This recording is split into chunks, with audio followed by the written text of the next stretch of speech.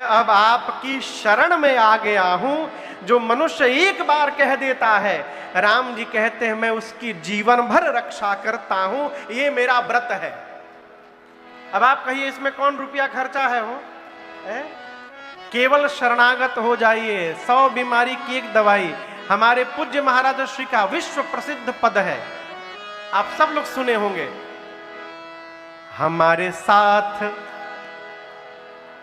जब श्री रघुनाथ तो किस बात की चिंता, हमारे साथ श्री रघुनाथ तो किस बात की चिंता, हमारे साथ श्री रघुनाथ तो किस बात की चिंता, हमारे साथ श्री रघुनाथ तो किस बात की चिंता।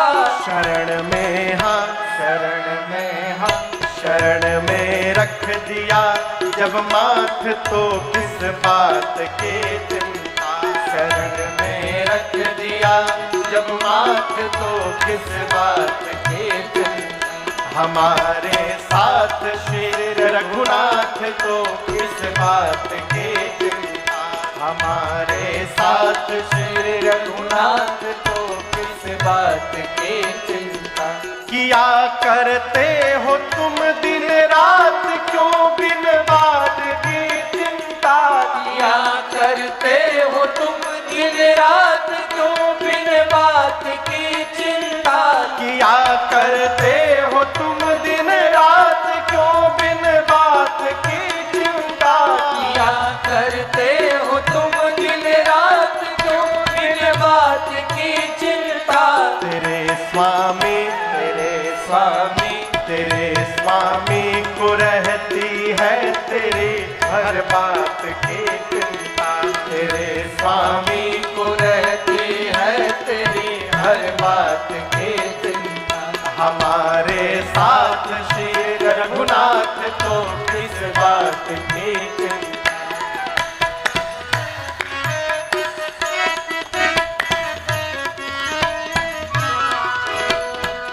न खाने की न पीने की न मरने की न जीने की, न खाने की न पीने की न मरने की न जीने की, न खाने की न पीने की न मरने की न जीने की, न खाने की न पीने की न मरने की न जीने की। रहे हर श्वास रहे हर श्वास पर भगवान के प्रिय नाम की चिंता, रहे हर श्वास पर भगवान के प्रिय नाम की चिंता। हमारे साथ श्री रघुनाथ तो किस बात की चिंता, हमारे साथ श्री रघुनाथ तो किस बात की चिंता, किस बात की चिंता, किस बात की चिंता। बतिया बुझाता? इन्हीं का कर रहे गुणगान तो किस बात की चिंता है। इन्हीं के हाथ में जब हाथ तो किस बात की चिंता। चिंता ना करिए, चिंतन करिए। क्या करिए? जब हम भगवान का चिंतन करेंगे तो भगवान हमारी चिंता करेंगे, और जब हम ही चिंता करने लगेंगे तो भगवान चिंतन करेंगे। मैं उदाहरण दे रहा हूं आपको। हस्तिनापुर की सभा में दुशासन मां द्रौपदी के वस्त्र को खींच रहा था। आप लोग जानते हैं ना, द्रौपदी मैया पकड़ी थी सड़िया अपन हाथ से, अपने हाथे पकड़ी थी माई द्रौपदी। दुशासन खींच रहा है। द्रौपदी मैया को लग रहा था कि हम बचा लेंगे, और जब तक वो पकड़ी रही भगवान आराम से बैठे रहे। जब आखिरी परत बची थी साड़ी की ना, तब मां को लगा कि अब मेरे बचाने से मेरी लज्जा बचने वाली नहीं है, तो जिस हाथ से साड़ी को पकड़ा था, भगवान के भरोसे उस हाथ से साड़ी को छोड़कर हाथ ऊपर उठा लिया और कहा, कन्हैया मैं तो नहीं बचा पाई, अब तुम बचा सकते हो तो तुम बचा लो। पल भर का विलंब नहीं लगा हो, भगवान पहुंच गए। कब पहुंच गए? जब मां ने भगवान का चिंतन किया तो भगवान ने मां द्रौपदी की चिंता की और जाकर के लज्जा को बचा लिया। कई लोग कहते हैं हमको बहुत टेंशन है। अच्छा ये बताइए किसको टेंशन नहीं है?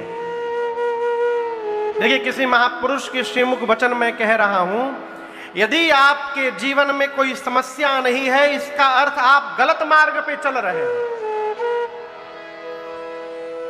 आपके जीवन में कोई समस्याएं नहीं आ रही है तो आपका मार्ग गलत है। विचार करिए, क्यों? सत्य के मार्ग पर चलने पर अड़चन आएगा ही आएगा। ये हो ही नहीं सकता कि आप सत्य के मार्ग पे चले, धर्म के मार्ग पे चले और समस्याएं ना आवे। कहां टेंशन नहीं है? हम कथा गा रहे तो कहा हमरे लगे टेंशन नहीं है। अब हम केकरा से बतावें?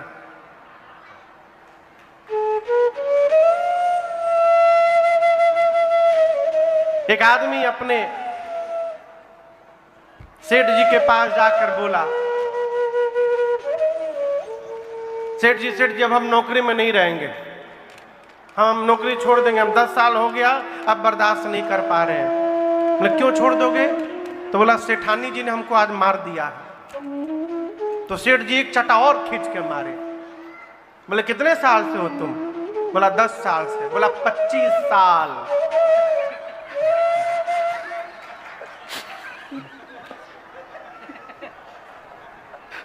मैंने कुछ बोला किसी से?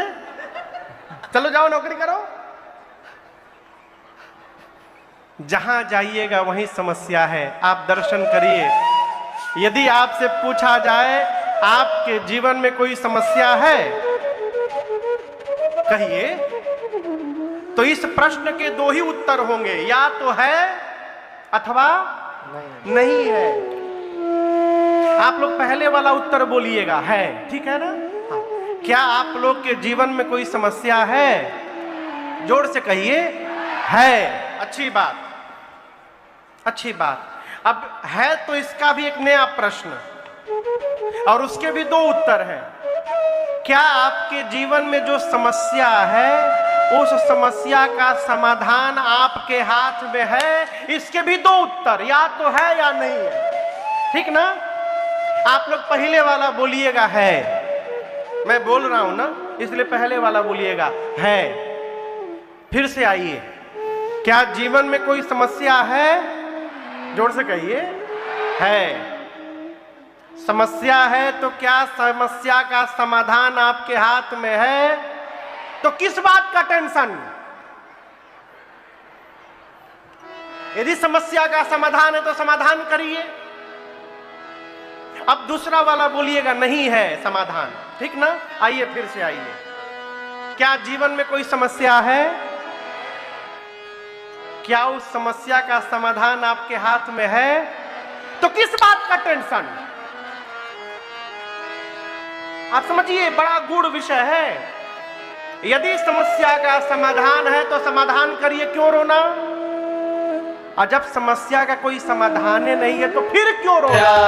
तो बोला दौड़ो नंद किशोर, हार गया गजराज तो बोला, हार गया गजराज तो बोला, दौड़ो नंद किशोर, सुदर्शन धारे हो, आए शरण बिहारी हो, आए शरण बिहारी, अवध बिहारी हो, आए शरण बिहारी।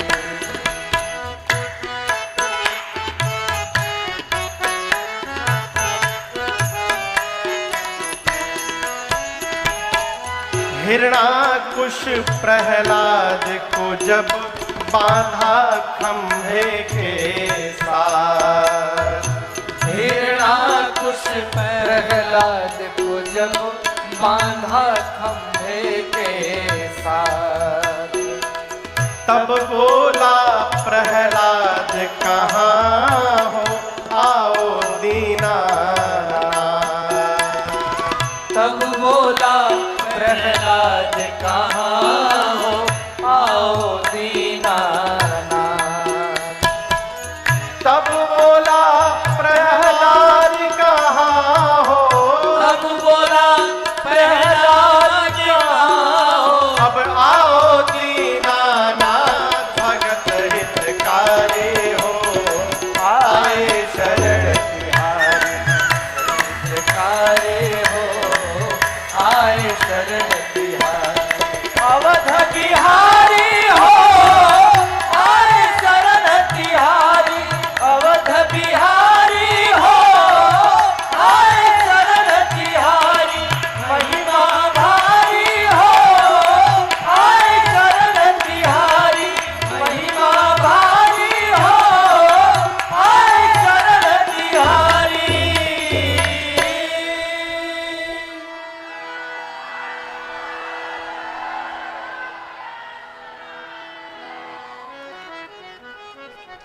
गोस्वामी तुलसीदास जी शरणागत घाट के वक्ता हैं। ये पहला घाट। अब गोस्वामी जी कहते हैं मैं आप लोगों को वो कथा सुनाने जा रहा हूं जिस कथा को तीर्थराज प्रयाग में याज्ञवल्क्य ऋषि ने भरद्वाज जी को सुनाई। अब दूसरा घाट आ गया तीर्थराज प्रयाग। कथावाचक हैं श्री याज्ञवल्क्य ऋषि और श्रोता के रूप में बैठे हैं श्री भरद्वाज जी। ये दूसरा घाट है और इस घाट का नाम है कर्मकांड घाट। क्या नाम है? कर्मकांड घाट। जीवन में किस प्रकार के कर्म को संपादित करना चाहिए इस बात को याज्ञवल्क्य ऋषि ने बताई। इस घाट पर चर्चा हुई। मानस का दूसरा घाट। याज्ञवल्क्य ऋषि भरद्वाज जी को कथा सुनाते हुए कह रहे मुनिवर मैं आपको वो कथा सुनाने जा रहा हूं जो कैलाश में बैठकर भगवान शंकर ने मां पार्वती जी को सुनाई। ये मानस का तीसरा घाट है कैलाश पर्वत। कथावाचक है भगवान शंकर, श्रोता के रूप में मां पार्वती भवानी जी हैं और इस घाट का नाम है ज्ञान घाट। क्या नाम है?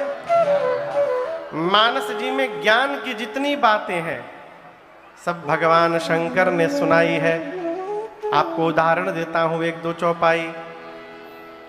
भगवान शंकर कहते हैं उमा कहूं मैं अनुभव अपना। सत हरि भजन जगत सब सपना। भगवान शंकर कहते हैं मां भवानी से देवी ये मैं अपना अनुभव आपको बता रहा हूं। ये बड़ा अद्भुत प्रसंग। जीवन में अनुभव में आने के बाद जब बात कही जाए तो सुनने वाले पर उसका 100% प्रभाव पड़ता है। अनुभव में आने के बाद बड़े बुजुर्ग लोग कहते थे ए बाबू धूप में बरवा नहीं सफेद भई। पिताजी बड़े बाबूजी कोई बात रोकते थे तो कहते थे घाम में नहीं पकैले है करा के। अर्थात हम अपने अनुभव की बात कह रहे हैं। अनुभव की बात मानने से हमारा कल्याण होता है। भगवान शंकर कहते हैं देवी ये सुनी सुनाई बात नहीं है। हे उमा मैं अपना अनुभव कह रहा हूं। क्या? सत हरि भजना। भगवान का भजन ही सत्य है। उसके बाद जितना दिखाई दे रहा है जगत सब सपना। ये सब सपना है, एकदम सपना समझिए आप। जितना अच्छा बताओ रात को सोते समय जो सपना देखते हैं सवेरे जगने के बाद वो सही होता है का? कहिए। सही छोड़िए सपनवे याद नहीं रहता का देखले रहनी है। गोस्वामी जी कहते हैं जागे जथा सपन भ्रम जाए। जिस प्रकार रात्रि में देखा हुआ स्वप्न प्रातः काल समाप्त हो जाता है, उसी प्रकार ये जो जगत दिखाई पड़ रहा है ये सब समाप्त होने वाला है। अभी पीछे 2 साल कोरोना का रहा, 2020 और 2021 में था ना। भदोही में कोरोना रहे कि ना रहे? अच्छा रहे, एहू जा रहे। ये किरौना छोड़ला सुना के होके, जिसको मिलिए वही जड़ी बूटी बताता था उस समय। कढ़ी पत्ता पी लीजिए, गिलोय पी लीजिए, तो ये पी लीजिए, वो पी लीजिए। जो पिया वो भी गया और जो नहीं पिया वो भी गया। कई लोग तो भैया काढ़ा इतना पी लिए कि उनका पेट परमानेंट खराब हो गया। हाँ, काढ़ा पी पी के पेट में खराब कर लिए। हम लोग एक पद गाते हैं, अरे सब कुछ छूटी, सब कुछ छूटी, के तनो तू खैबा जड़ी बूटी, जाए के पड़ी सब कुछ छूटी। ये जो छूट जाने वाला है यही असत्य है, और जो साथ में जाने वाला है वही सत्य है। केवल भगवान का नाम शाश्वत सत्य, बस एक राम नाम जी, राजन शिकार।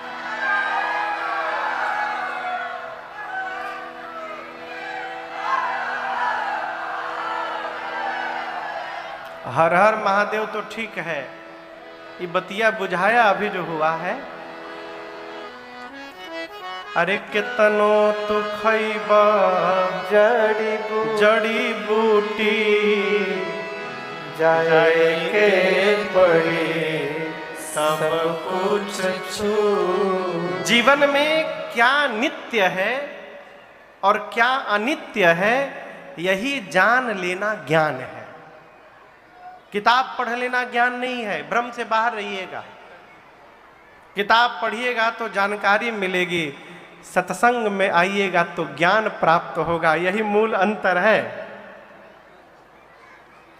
क्या नित्य है, क्या अनित्य है, क्या साथ जाएगा, क्या छूट जाएगा। और जो मनुष्य साथ जाने वाली सामग्री के यत्न में लगा है वो ज्ञानी है। आपको बताऊं, पूज्य महाराज श्री के मुख से कहानी सुना मैंने। एक नगर का सिद्धांत था कि उस नगर का राजा जैसे 75 वर्ष का होता था। कितने वर्ष का? तो उस राजा की शाही सवारी निकाली जाती थी, गाजे बाजे के साथ निकाली जाती थी। सब लोग नाचते थे लेकिन राजा रोता रहता था। लेके जाते थे, राज्य के किनारे एक बड़ी सी नदी थी, नदी के उस पार घनघोर जंगल। लेके जाते थे, नाव में राजा को बिठा करके उस पार जंगल में छोड़ के लोग आ जाते थे। जंगल में जानवर उसको मार के खा जाते थे, इधर दूसरा राजा बनता था। ये वहां की परंपरा थी। जो राजा 75 साल का हो रोने लगे और लोग उसकी शाही सवारी निकाल दे। एक बार एक राजा की सवारी निकली तो वो नाच रहा था, सबसे गले मिले, कहे ध्यान से रहना। लोग सोचे भाई ये तो अद्भुत दृश्य है, सुना है आज तक जो भी राजा गया रोते हुए गया, ये पगला गए हैं का राजा साहब, नाच रहे हैं। तो उनके मंत्री ने कहा सरकार, जब तक आप उस पार नहीं चल जाते तब तक हम आप ही के मंत्री हैं। एक प्रश्न मन में उठ रहा है, आपके पहले जो भी राजा गए रोते रोते गए, आप नाचते हुए जा रहे हैं। राजा ने कहा मैं अपने पूर्वजों की तरह मूर्ख नहीं हूं, मैं जानता था कि मेरे जीवन में भी ये समय आएगा कि मुझे छोड़कर राज सत्ता उस पार जानी पड़ेगी। मैं इसलिए नाच रहा हूं कि मैंने अपने राज्य काल के समय में ही जैसा महल इस पार है उससे भी आलीशान महल उस पार बनवा लिया हूं। अब पूरी व्यवस्था करके रखा हूं, पूरा जीवन आनंद से जीऊंगा, इसलिए मैं नाच रहा हूं। ये कथा कहती है इस जीवन को जीने के साथ साथ उस पार की भी जो तैयारी करके रखता है वो भी जगत से जाते समय नाचते हुए जाता है और आनंद में जाता है। इसलिए आज से भी व्यवस्था में लगिए। अरे मन बन व्यापारी राम नाम के, इसलिए मन बन व्यापारी राम नाम के। भगवान शंकर ज्ञान घाट के वक्ता हैं। किस घाट के वक्ता हैं? ये ज्ञान घाट कहां है?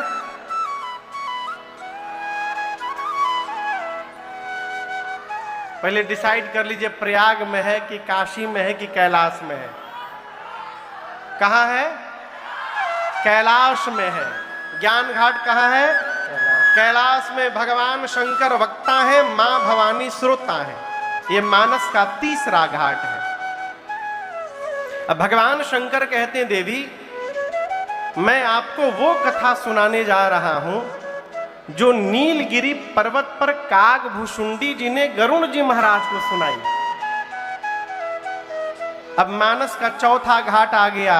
पर्वत का नाम है नीलगिरी पर्वत।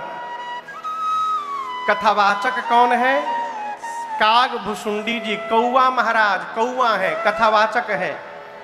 श्रोता कौन है? तो श्री गरुड़ जी महाराज, भगवान के वाहन है गरुड़ जी महाराज, वो प्रधान श्रोता है। स्थान है नीलगिरी पर्वत और इस घाट का नाम है भक्ति घाट। क्या नाम है? जीवन में भक्ति का क्या महत्व है, भक्ति का क्या स्वरूप है, भक्ति प्राप्त कैसे होगी, ये सब बात उत्तर कांड में कागभूषुंडी जी ने बताई। मैं आपसे कहूं, बिना भक्ति सब व्यर्थ है। कागभूषुंडी जी पर जब राम जी प्रसन्न हुए थे ना, तो राम जी बोले कागभूषुंडी जी मांगिए क्या क्या चाहिए। कागभूषुंडी जी बोले प्रभु जो दे दीजिए। तो राम जी ने कहा ठीक है, ज्ञानी हो जाइए, विज्ञानी हो जाइए, समस्त कलाओं के गुणों के धाम हो जाइए। यदि राम जी हम लोगों से बतिया कही दे तो हम लोग नाचने लगेंगे। राम जी ने ज्ञानी विज्ञानी समस्त कलाओं गुणों के धाम होने का वर दे दिया। लेकिन आपसे कहूं, कागभूषुंडी जी प्रसन्न नहीं हुए, उदास हो गए। क्यों? प्रभु कह देना सकल सुख साई।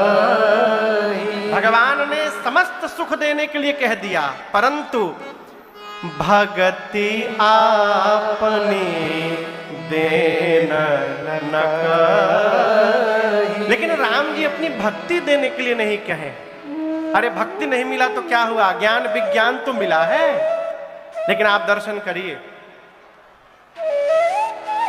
कल्पना करिए कि रात को कोई मलाई कोफ्ता बनावे, समझ रहे हैं ना? उसके लिए कैसे बनेगा मलाई कोफ्ता?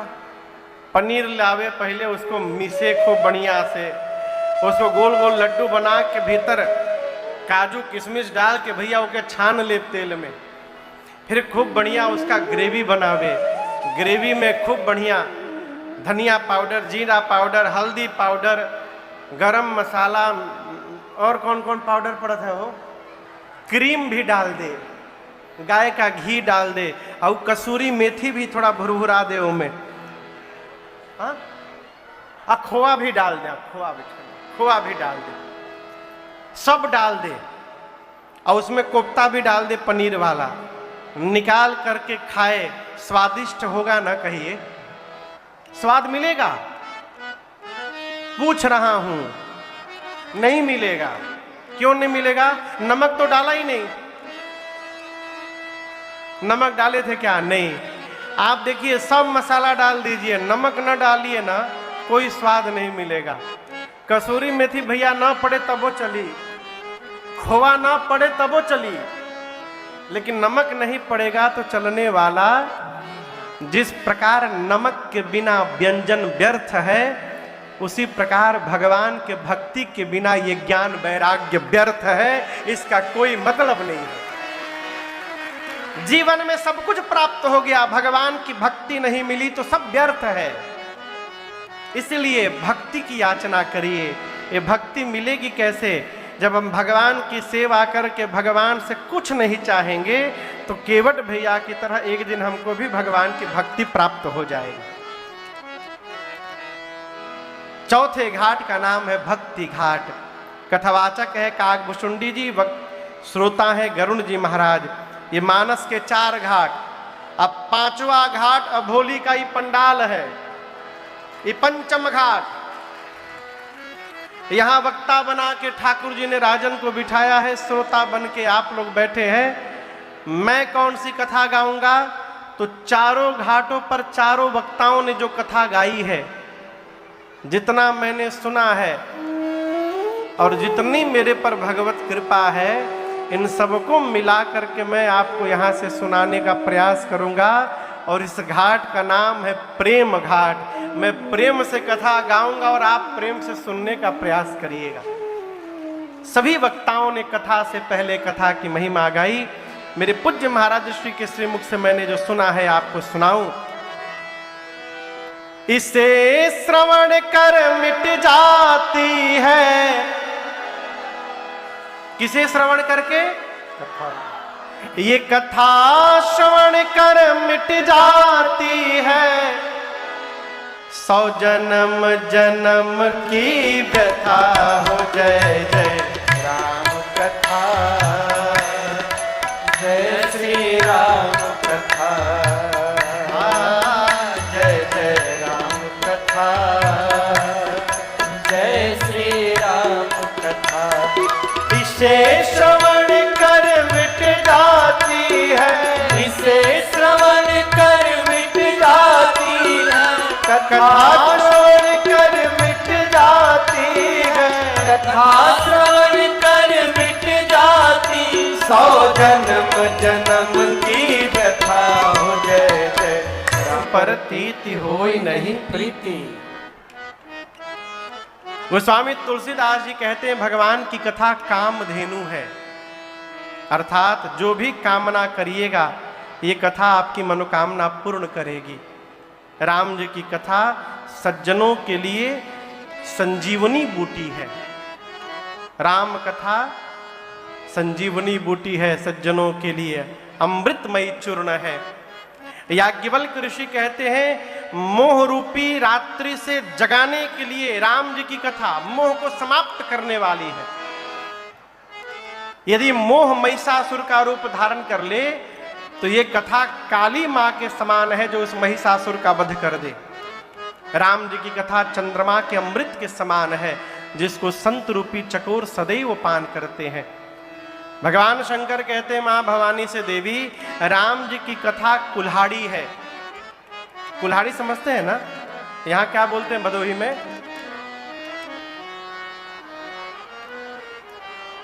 टांगी, कटारी, कुल्हाड़ी। जौन कही रहे हुए कहते हैं हाँ टेंगारी। अच्छा हाँ टेंगारी। हमरी यहाँ टांगा टांगी कहते हैं। ओहू में मेल फीमेल होते भैया। बड़का मुख वाला टांगा और छोटकी वाली को टांगी कहते हैं। कुल्हाड़ी हिंदी में। भगवान शंकर कहते हैं राम कथा कले बिटप कुठारी। कलयुग के विकार रूपी वृक्ष को काटने के लिए राम जी की कथा कुल्हाड़ी के समान है।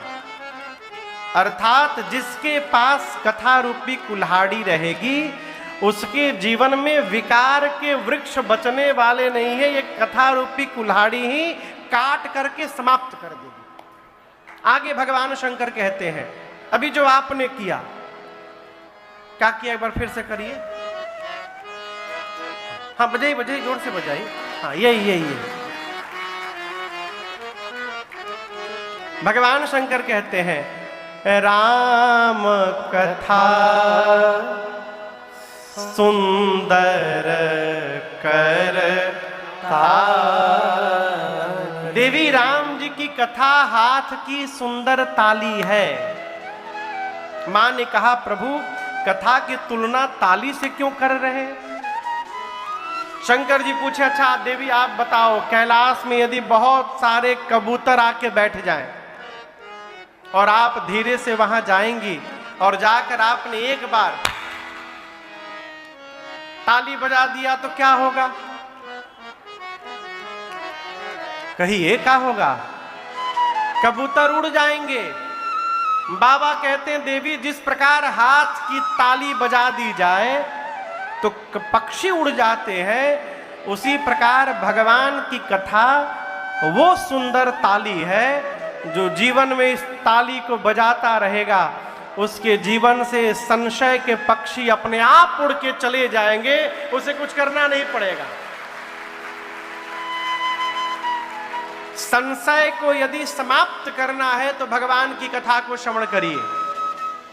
आगे की एक बात मैं कहूं, कथा सुनने के बाद भी यदि संशय समाप्त नहीं हो रहा है तो इसका अर्थ है कथा में कमी नहीं है। शरीर हमारा केवल बैठा रहा पंडाल में, मन हमारा पंडाल के बाहर घूम रहा था। यह संभव है कि पैरासीटामोल खाया जाए, अब बुखार न उतरे। भाई दवाई खाइएगा तो बीमारी तो ठीक होगे करेगी। अच्छा कितनों बढ़ान वैद्य जी हो, आप बीएचयू में दिखा लीजिए, पीजीआई में दिखा लीजिए, डॉक्टर साहब दवाइयां न लिखेंगे। आप दवाई ला करके फ्रिज के ऊपर रख दीजिए और कहिए डॉक्टर में दम नहीं है, तो डॉक्टर का दोष नहीं है, आपका दोष है। उसी प्रकार कथा पंडाल में आप आ गए, लेकिन यदि कथा कान में प्रवेश नहीं कर रही है तब तक इसका प्रभाव जीवन पर दिखाई देने वाला नहीं है। इसीलिए कथा को पान करिए। ये कथा अमृत है। एक अमृत है पंचामृत। किसने किसने पिया है जीवन में? हम पिए हैं। पंचामृत पिए हैं ना आप लोग? अच्छा ठीक है। गव्यामृत हम पिए हैं, जिसको पंचगव्य कहा जाता है, पिए है ना? हाँ। तीसरा चरणामृत हम पिए हैं। ये सब अमृत गिना रहा हूं। कौन कौन से अमृत है? गव्यामृत, पंचामृत, चरणामृत। ये तीनों अमृत मुख से पान किया जाता है। लेकिन आज से लेकर आगे 9 दिनों तक यहां पर जो अमृत बहेगी, इसका नाम है कथामृत। और इसको मुंह से नहीं, इसको कान से पान करना है, कान से। अब अंतर समझिएगा, क्या अंतर है? पंचामृत, गव्यामृत और चरणामृत, इन तीनों को जब मुख से पान करते हैं तो उस समय इसका स्वाद तो पता चलता है, लेकिन 1 दिन बाद, 2 दिन बाद, 3 दिन बाद, 1 महीने बाद इसके स्वाद की सुधि नहीं आती, स्वाद भूल जाता है। भैया सही बोल रहे हैं। लेकिन एक बार यदि ये कथामृत कान से पी लिया ना, तो जब तक जान रहेगी तब तक इसके स्वाद का पता चलता रहेगा। ये इस अमृत की महिमा है। इसीलिए राम कथा शशि किरण समाना, संत चकोर करहि पाना। आज से लेकर आने वाले 9 दिनों तक ये अमृत यहाँ पर बह रही है, बहेगी। मेरी भी प्रार्थना है, आइए और आकर इस अमृत को पान करिए। आज हम लोगों ने महिमा को श्रवण किया। कथा का समय क्या है यहाँ बाबू?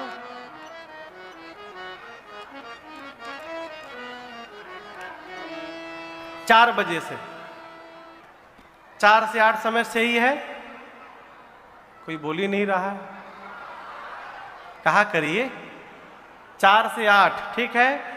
तो 4 बजे से भजन शुरू होगा और ठीक 4:15 बजे ठाकुर जी के साथ राजन यहाँ पहुंचेगा।